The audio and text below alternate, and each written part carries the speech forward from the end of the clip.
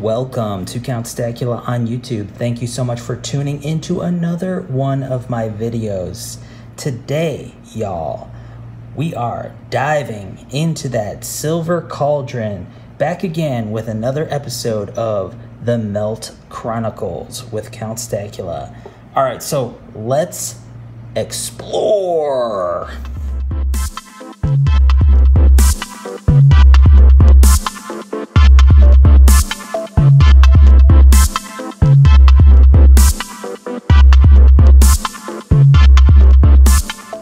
All right, so let's take a look at some of the more recent pieces that we have poured.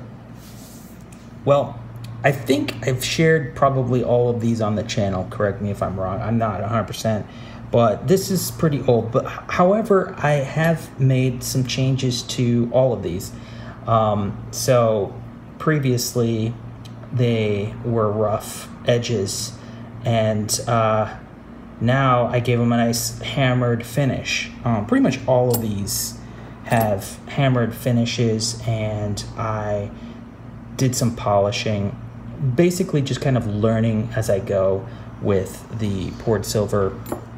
What's nice about the hammered finish is that it kind of covers up a lot of the normal imperfections that show up when it just, on the edges there might be some lines from the mold that you can kind of still see a little bit of a line there even after the hammered finish, but yeah, it kind of helps cover that up. One unfortunate side effect of hammering the edge, of course, is that it kind of will warp the piece slightly.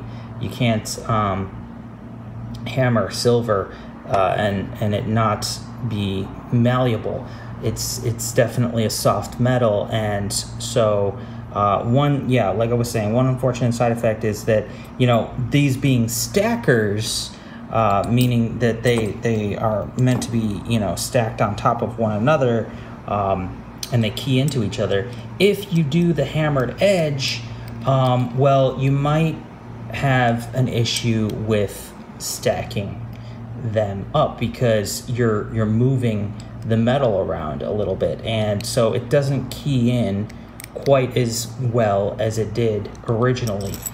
Not a big deal actually, because see this one, it still keys in, but it's maybe not quite as good as it used to be.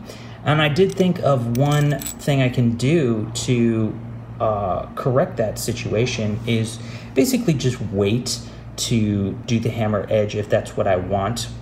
Wait until I have a good maybe 10 of them, and or just at least multiples, right? Stack them together, clamp them up in the vise so that they're all stacked together, and then hammer them all at once. That way when they move, they'll still be keyed into one another, and I can maintain the stack factor of these beautiful pieces. Now, what's interesting is that I've gone through several iterations and tested out different finishes and finishing techniques. I've had successes, I've had failures, and basically I'm just learning a lot about lost wax casting along the way. And I've found that it's quite a difficult process, obviously, and everything kind of has to be perfect in a certain way. There's definitely, a right way and a wrong way sometimes, but there's definitely room for experimentation. So there's a lot I've learned, and a lot I'm still learning. One of the issues that I've faced is getting the bubbles out of my cast. Once I figured that out, basically it had to do with mixing the ratio of the investment powder with water, different than what the manufacturer suggested ratio was, because that apparently isn't correct, at least for the one that I was using. Another issue that I've been working on is how to maintain the you know, the shine on the pieces, like they don't come out this way. Obviously, they come out with like a fire scale, which is basically kind of a white almost film that is on all sides of the piece, and you have to really kind of use some somewhat abrasive brushes to remove in a lot of cases. Like even, you know, after you cast something, you put it in a pickling solution, which is basically an acid, and let it sit there overnight. Then you do some ultrasonic cleaning, and that helps get away all of the residual powder that was left in all the grooves. Then you still have that fire scale, and you've got to use like brushes to brush it off and get that shine to show up. But that's really hard because with pieces like this, where there's lots of nooks and crannies and divots and everything, it's really hard to get the brushes down into there. So another technique that I've used is a tumbler, and that has helped to get in the grooves with like small jeweler's pins, and that has its advantages and its disadvantages that I'm finding out. But I didn't really want to talk too much about shop today. I wanted to show off some Reese's Pieces. Let's show off some Reese's Pieces. I mean, recent pieces. All right. So in no particular order, and these aren't all totally finished, but this was actually another dragon, but it is an experimentation. So here is V1, right? Or V2, we'll say. This is the, you know, Lost Wax cast V2, all right? Then I kind of wanted to go back and adjust the depth of the image that you can see there. So like this one's got a little bit more depth on it. But I also tried to give it somewhat of a glossier appearance. And so that was an experimentation that I think, you know, in a lot of ways, looking at it right now, I think it did kind of work because it does look a little bit more glossy, but it also kind of washed out some of the details, perhaps. It's a trade-off, I guess, but I'm playing with the finishes to see what I can get. What do you think? This one is different in that, guess what? I started incorporating text. Why? Because I finally figured out that magic 2-ounce number. So now I can add the 2-ounce 999 silver to the cast, and I don't even have to engrave it, which is awesome. Unfortunately, I had other problems. As you can see here, there is a void in the metal, so this one piece may not actually be exactly 2 ounces. I think it's shy of 2 ounces, so it might have to get remelted. But it is cool that I've started to incorporate some of that text. Let's take a look at this guy, which we have seen previously, but this time I'd say it came out a little bit better. Perhaps you be the judge, but I think we got a little bit more detail of the design this time. And I've kind of, you know, I'm experimenting with these designs, and they are probably going to get changed up quite a bit because, you know, they look different in metal, and I'm kind of still new at sculpting, and I realize, you know, some things work, some things don't. There's just a lot of mudded up detail that isn't coming out as I thought. You know, you can make out the skull and some of the roses, but a lot of that extra detail is just getting kind of lost. And while that's okay, I like things to, you know, visually make sense, be easy to observe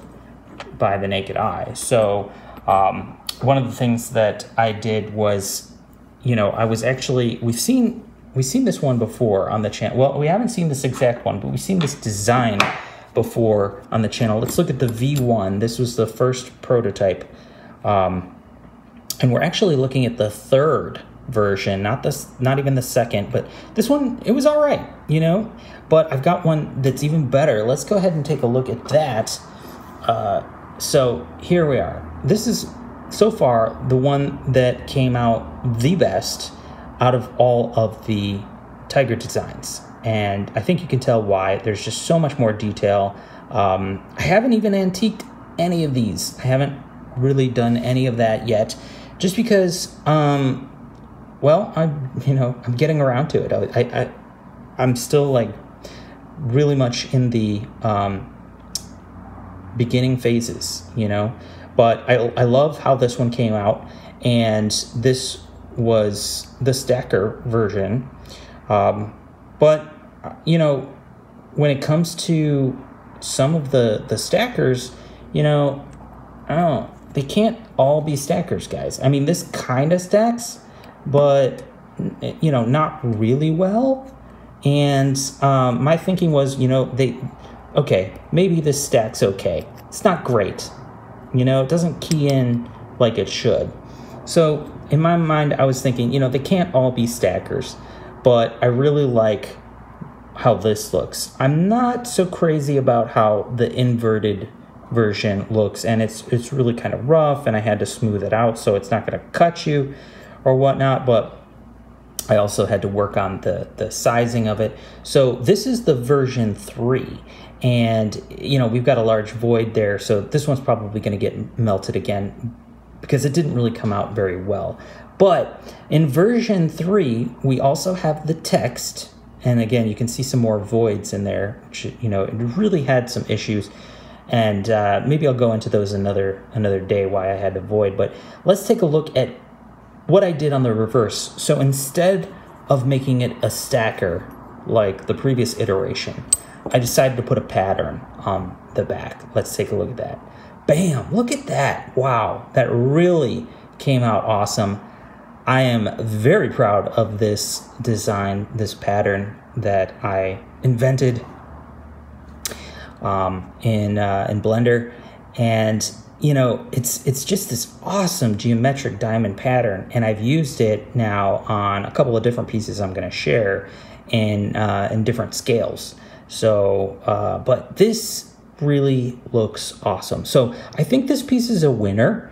I just think that I need to work on the voids. I think this is the way it's going to be, you know, between getting everything to come out right.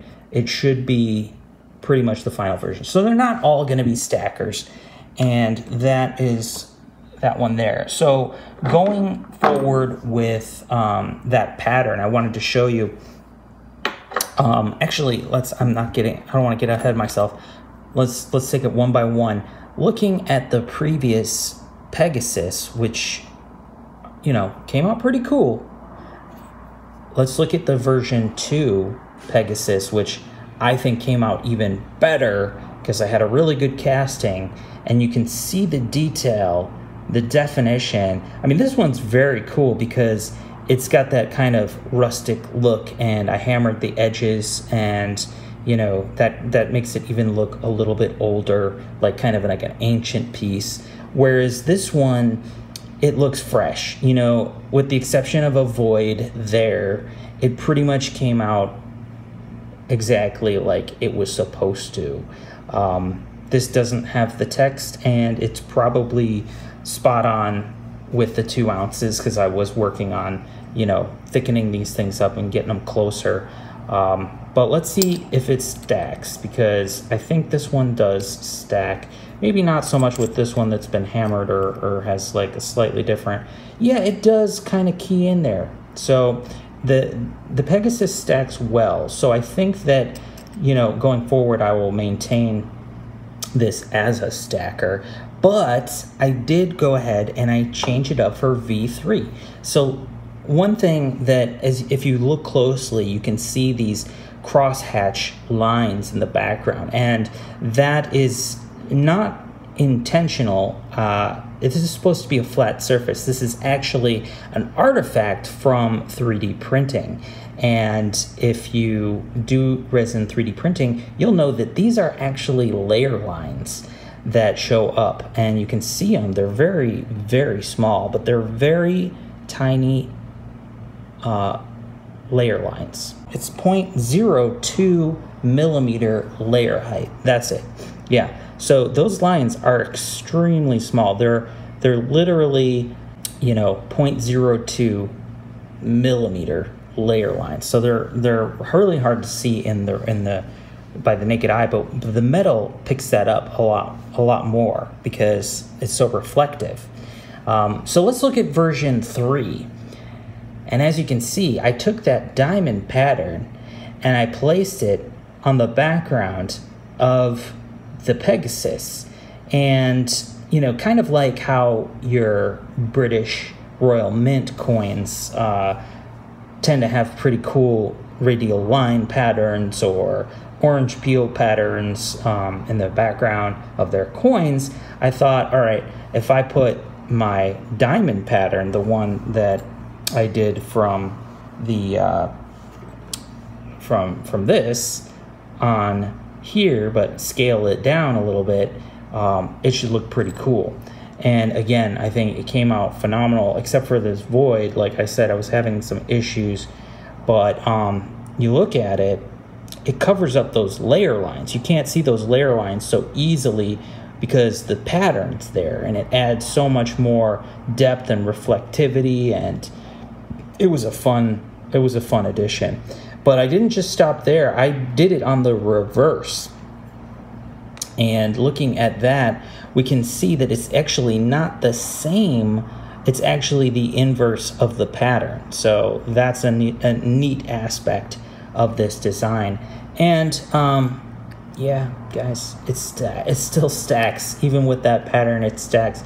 It'll stack much better if it's sitting on the another version of this, which I intend to make.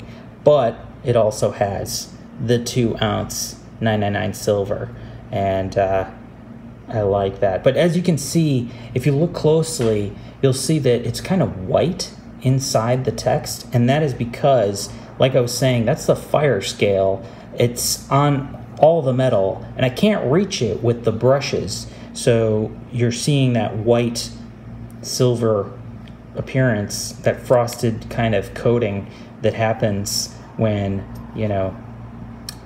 just from the casting finish, and all of this has been brushed to get that shine to come out. And it's not perfect. It looks a little discolored in certain areas, and I'm not 100% sure why that is, but I think it just, even this one looks a little discolored in certain areas, like the finish.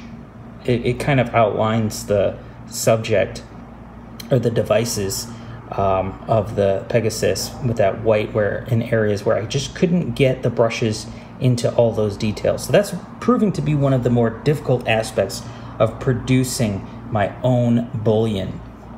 Moving on, let's take a look at this one. Again, another try at the dragon. For whatever reason, I got just a ton of voids, and I think it's because I tried to sprue up too many into one flask, and I wound up, screwing them all up with these voids. So some of these are going to get remelted. I think this one, probably a good majority of the ones with the voids, eventually may get remelted, because this is close to $50 worth of silver. It's almost, it's 2 ounces. So if it's not perfect, it's not worth keeping, and might as well just remelt it, try again once I perfect my method a little bit better. So we took a look at the newer dragon that I did, but this one I did a week ago, and this is not the glossy finish. Let me see if I can pull that one up. Where did I put it? I don't remember. I don't even see it anymore. But there it is. Okay, so this one's the glossy, this one's the not glossy. Can you see the difference? I tell you, I can definitely see the difference, but I don't know whether it's better or not.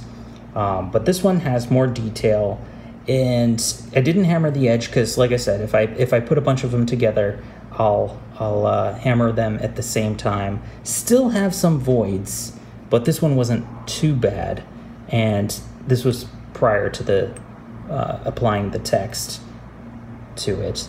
I slightly altered the design, but it should still stack, but not really well, because I did alter the design slightly in the depth. It still stacks, as you can see there. So we've got an awful lot of new bullion bars, and we're not finished, guys. I did more shark teeth, and this time, as you can see, compared to last time, I gave them a different finish.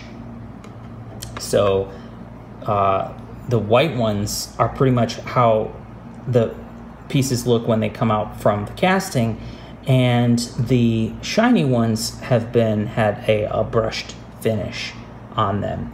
So just exploring different methods to post-process them.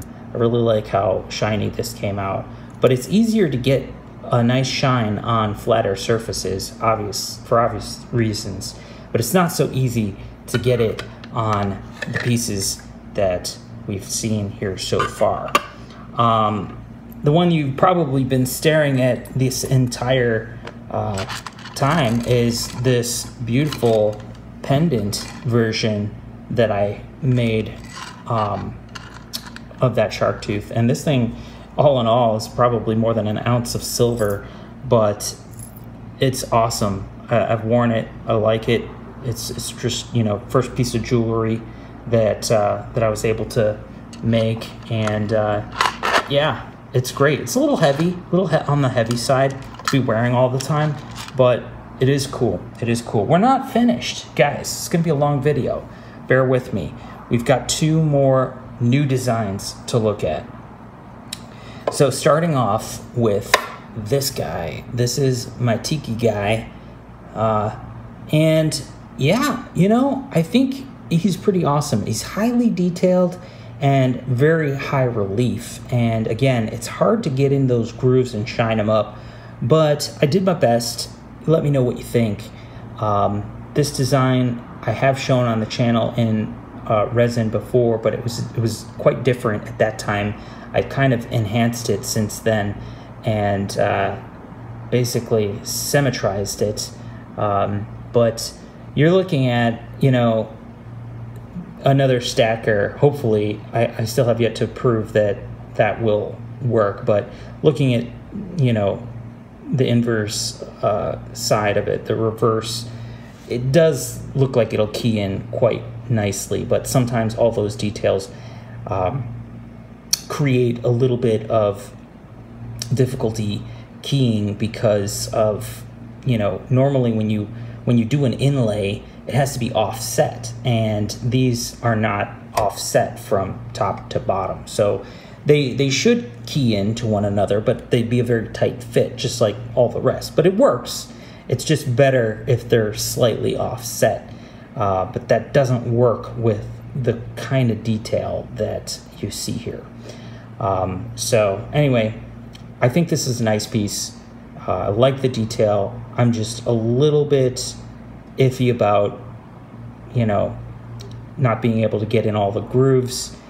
However, I think once antiqued, this would look like the bomb, and we'll have to find out what these things look like when I do some nice finishing coats on them. But yeah, this also came out with some voids. So my number one problem, my number one issue that I'm facing is the voids, and I think it has to do with the gating system, how I'm spruing things up, because on the last casting, which was 6 pieces in total, and that may be the reason why, because I did too many. Actually, it was 7, including the shark tooth. But yeah, when you have too many pieces and they're that thick, what ends up happening is you get these voids sometimes if the gating system is not quite perfect. But here we are looking at probably one of my favorite pieces so far, the sea turtle. And I love this piece so much because I spent a lot of time sculpting all the different depths and layers of this scene, and you can really see all the different corals in the background. You know, so that came out really cool, and yeah, I'm happy about it. It should be a good stacker. But again, you know, it sucks that I can't really get in there to clean out all the incuse edges there. But a good antiquing will solve that problem. Probably 100%. But this is just a beautiful piece, man.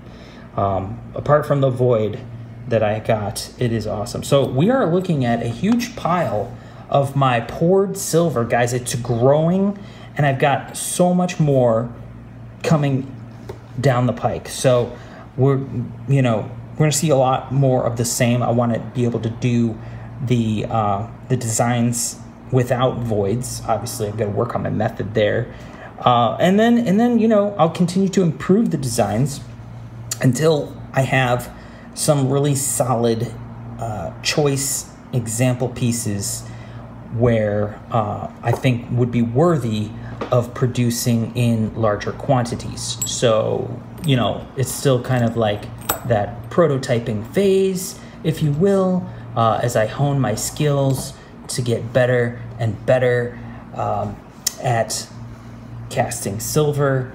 And yeah, so, I want to introduce to y'all, we got a new 3D printed box product, and it is really something. This is just the prototype version that I produced in black, and it didn't come out that great just because I was fast prototyping this thing.